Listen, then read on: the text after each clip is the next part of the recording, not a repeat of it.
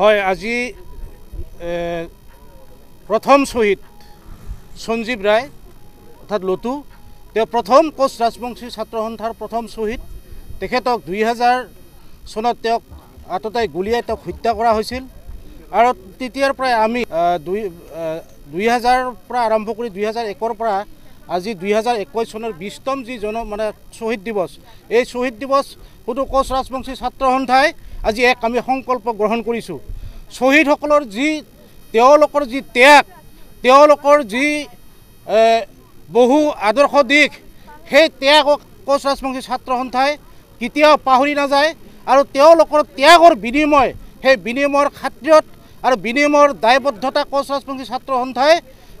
আজি এক সংকল্প লোৱা হয় আৰু এই সংকল্পটোই হ'ব কোচ ৰাজবংশীসকলৰ যি আত্মনিয়ন্ত্ৰণৰ অধিকাৰ কোচ ৰাজবংশীসকলৰ যি জন্মস্বত্ব অধিকাৰ কোচ ৰাজবংশীসকলৰ সকলো মৌলিক অধিকাৰখিনি আজৰি অনাৰ কাৰণে চৰকাৰে যি ভেঙচালি চৰকাৰে যি প্ৰতাৰণা চৰকাৰৰ যি কুটিল কৌশল নীতি চৰকাৰৰ যি কুটিলতাৰ চক্ৰান্তত যি কোচ ৰাজবংশীসকলক ভাগ ভাগ কৰা হৈছে এই আমি শ্বহীদসকলৰ আজি এই সংকল্প লৈছোঁ আৰু আমি কোচ ৰাজবংশী ছাত্ৰ সন্থাৰ পতাকা তুলি এক আমি সংকল্পৰ জৰিয়তে আমি জনাব বিচাৰিছোঁ চৰকাৰৰ যি দমন নীতি আৰু যি কুটিল ৰাজনীতিক ওফৰাই কোচ ৰাজবংশীসকলৰ যি অধিকাৰ আজৰি অনাৰ কাৰণে আজি এক আমি সংকল্প লৈছোঁ মূল লক্ষ্য উদ্দেশ্য হ'ল আমাৰ ভূমি কমতাপুৰ আৰু কোচ ৰাজবংশীসকলৰ জনজাতিকৰণ আমাক লাগিবই আৰু কোচ ৰাজবংশীসকলৰ যি ভূমি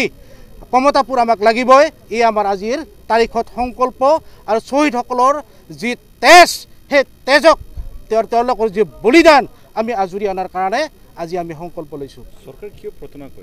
চৰকাৰে প্ৰতাৰণা এই কাৰণে কৰিছে যে অসমৰ